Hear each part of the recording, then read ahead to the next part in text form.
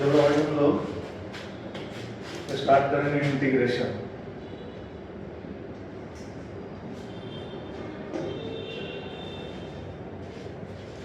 जब इंटीग्रेशन के एकदम बेसिक फॉर्मूला से हम लोग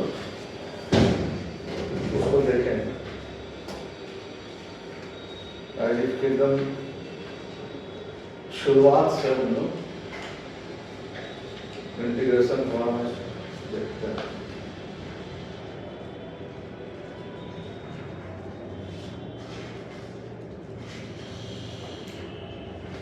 सबसे पहला जो पॉइंट है इंटीग्रेशन का वो है कि इंटीग्रेशन जो होता है वो डिफरेंशिएशन का उल्टा होता है। इंटीग्रेशन डिफरेंशिएशन का उल्टा। पहला point, it is reverse of integration. हाँ, it is reverse of differentiation।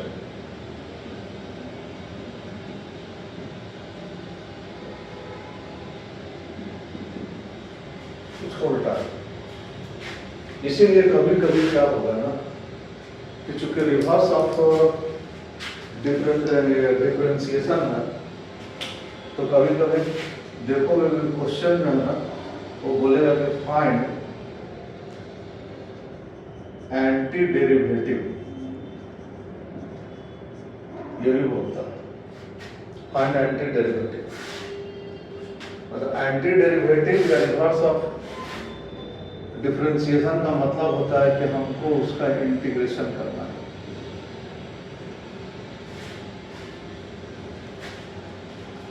अब जैसे एक एग्जाम्पल लेंगे, मान लो कि D by D x sine x, इसका रिजल्ट क्या आता है? cos x आता है। D by D x sine x का डिफरेंशिएशन करते हैं तो cos x आता है। अब अगर इसका हमको इंटीग्रेशन करना होगा तो सबसे पहले हम लोग क्या करेंगे इसको कि ये वाला जो dx है उसको इधर ले जाएंगे, cos x dx, ये dx यहाँ है। अब उसके बाद तो यहाँ dx चला गया तो ये आगे यहाँ sin x बच गया। अब इसका हम इंटीग्रेशन करेंगे, cos x का इंटीग्रेशन करेंगे। तो cos x का इंटीग्रेशन करेंगे तो ऑटोमेटिक यहाँ पे क्या आ जाएगा? sin x आ जाएगा। cos x का इंटीग्रेशन sin x और sin x का डिफरेंशिएशन cos x। इसीलिए इसको बोला जाता है कि ये क्या है? एंटी डेरिवेटिव है या रिवर्स ऑफ डिफरेंशिएशन। अब यहाँ पर एक चीज और समझना है हम लोगों को यह समझना है कि जब हम कोई भी इंटीग्रेशन करते हैं जैसे cos x dx, तो sin x तो लिखते हैं और उसके रिजल्ट के बगल में प्लस सी भी लिख देते हैं। हर एक जितना भी हम लोग फॉर्मूला बनाएंगे, कोई भी फॉर्मूला बनाएंगे, मान लो dx, तो dx का इंटीग्रेशन x हो जाएगा प्लस सी हो जाएगा। ये सी क्या है? आर्बिट्ररी कांस्टेंट है। सी इज आर्बिट्ररी कांस्टेंट। तो आर्बिट्ररी कांस्टेंट क्यों आता है इस चीज को हम लोग को समझना पड़ेगा। आर्बिट्ररी कांस्टेंट आने के पीछे में क्या कारण है, तो उसको हम बताते हैं।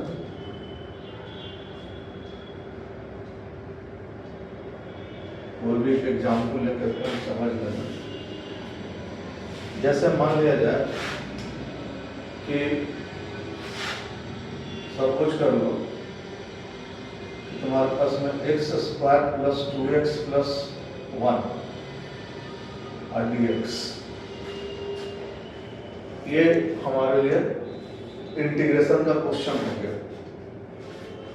तो एक फार्मूला हमारे पास में हो जाएगा x to the power n dx is equal to x n plus one और प्लस जीरो। उस फार्मूला को हम लोग अगर यहाँ इस्तेमाल में लाएंगे तो ये अंदर घुसेगा एक्स स्क्वायर डी एक्स, ये भी आ जाएगा 2x dx, ये भी आ जाएगा dx। ये कांस्टेंट है 2, ये जंप लगा तो बाहर निकल जाएगा, तो x square D x plus 2x dx plus dx। अब ये वाला इससे गाइडेड होगा, इससे गाइडेड होगा, ये हो जाएगा x, n का वैल्यू इससे कंपेयर करके तो 2 आ गया, तो 2 plus 1 divided by 2 plus 1 plus 2, यहाँ 1 छिपा हुआ है। अब इससे अगर कंपेयर करेंगे तो n का वैल्यू 1 हो जाएगा, तो x 1 प्लस 1 प्लस 1 और dx का x अब प्लस c आएगा। मतलब ये हमारे लिए हो गया x क्यूब बाई 3 अब प्लस 2x स्क्वायर बाई 2 अब प्लस x प्लस c, इसका आंसर होगा। 2 से 2 कैंसिल हो गया। अब चूंकि हम बार बार बोल रहे हैं कि एंटी डेरिवेटिव होता है, इंटीग्रेशन एंटी डेरिवेटिव होता है, इसका मतलब है कि यदि हम इसका इंटीग्रेशन करेंगे तो इसका डिफरेंशिएशन करेंगे तो ये आ जाना चाहिए। आंसर का डिफरेंशिएशन करेंगे तो वो आ जाना चाहिए। तो आंसर का हम डिफरेंशिएशन करके देखें, D by D X X cube by 3 D by D X X square plus D by D X X plus D by D X C. ठीक है, अगर इसका हम डिफरेंशिएशन करेंगे तो अब डिफरेंशिएशन का हमारे पास में x to the power n dx is equal to x जो है n x n minus 1 d by D x का, यही आएगा डिफरेंशिएशन। तो ये 1 बाई 3 और 3x स्क्वायर और फिर ये 2x और प्लस 1 और प्लस 0, कांस्टेंट का डिफरेंशिएशन क्या है 0, इससे ये cancel, x square plus 2x plus 1 जो कि हमारा क्वेश्चन था। तो आंसर को, जो हमारा आंसर आया है उस आंसर को अगर हम डिफरेंशिएट करेंगे तो हमारा इंटीग्रेशन का क्वेश्चन आ जाएगा। अब देखो यहां पर c के जगह पर तुम कुछ भी लिख देते, मान लो तुम यहां पर c के जगह पर 10 लिख देते, एक बात बोलता आर्बिट्ररी कांस्टेंट, तुम कहे नहीं सर हम 10 लिखेंगे, लिखो 10। अब 10 का भी जब तुम यहाँ डिफरेंशिएशन करते तो वो भी तो 0 देता, वो भी क्या देता 0 देता। तो यहाँ कोई भी नंबर चल सकता है, कोई भी आर्बिट्ररी कांस्टेंट यहाँ चल सकता है, इसीलिए यहाँ पर इस तरह से लिखा जाता है कि क्यों, हर एक इंटीग्रेशन में जो हमारा जो क्वेश्चन बनता है वो यही बनता है। अब इसको ये बात समझ गए तुम लोग, इसमें से कुछ नोट करना है, पूरा अच्छे से समझे हो? अच्छा, अब देखो ये जो है इंटीग्रेशन जो है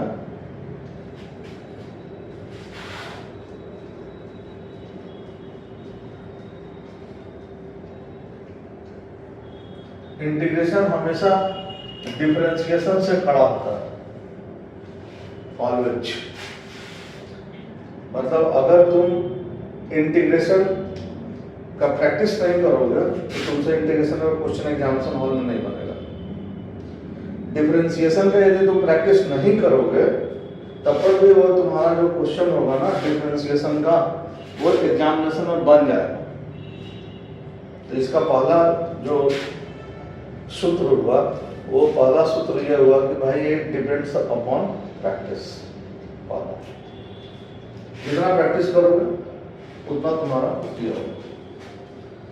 और चूंकि ये कड़ा है, चूंकि ये थोड़ा इंटीग्रेशन से टफ है, डिफरेंशिएशन से टफ है, तो इसका जो शुरुआत होता है ना वो गड़बड़ होता है। sin x dx का इंटीग्रेशन करेंगे तो माइनस cos x आएगा। जो इसका स्टार्टिंग पॉइंट है वो स्टार्टिंग पॉइंट निगेटिव से शुरू होता है। तो ये हो गया पहला फार्मूला, ये हो गया दूसरा फार्मूला, ये हो गया तीसरा फार्मूला, ये हो गया चौथा फार्मूला। ऐसे और भी फार्मूला बनते चला जाएगा। e to the power x dx का e to the power x plus c तो सब में लिखना हमारे लिए sec स्क्वायर x dx का tan x प्लस फार्मूला, जितना फार्मूला इसमें याद रहेगा उतना ही इसमें फायदा होगा। स्क्वायर का केवल इसमें दो ही फार्मूला आता है, एक सेक स्क्वायर एक्स और एक cosec square x minus cot x dx, minus cot x dx. Square में यही दो फार्मूला है, स्क्वायर ब्रैकेट वाला, स्क्वायर वाला। ये सब सिंगल सिंगल होता है, सारा ये सब सिंगल सिंगल में तुम्हारा होगा। उसके बाद जोड़ा में आएगा sec x tan x, sec x tan x dx का सेक एक्स प्लस सी, फिर आ जाएगा cosec x cot x dx minus cosec x. तो ये फार्मूला सब तुमको याद में रखना है। प्लस ये फार्मूला याद रखना जरूरी है, इसको फटाफट कॉपी में भी लिखो। याद कैसे करोगे? तो याद करना है इसमें कि कुछ फार्मूला सिंगल होता है, दो फार्मूला स्क्वायर में होता है और दो फार्मूला प्रोडक्ट में होता है। याद ऐसे रखेंगे, दो फार्मूला प्रोडक्ट में होगा और दो फार्मूला इसमें होगा। ठीक है, अब इस सबको हम इधर ले जा करके रख देते हैं, एक जगह रहेगा। Sec x tan x dx sec x, चाहे नहीं भी लिखेंगे तो कोई बात नहीं है, तुम लोग को समझाने का काम था वो समझा दिया।